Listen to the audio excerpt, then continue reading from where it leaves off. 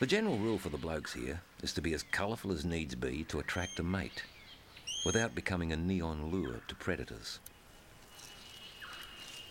The king parrot is brash,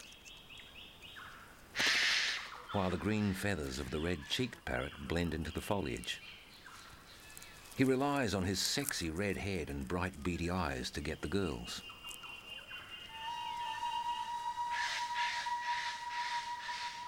But one of the most amazing birds in the world is the eclectus parrot, because it breaks virtually every rule in the evolutionary rule book.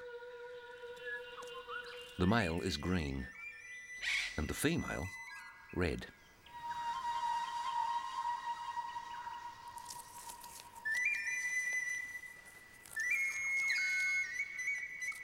So strikingly different are they that for a long time people thought that the two must be separate species.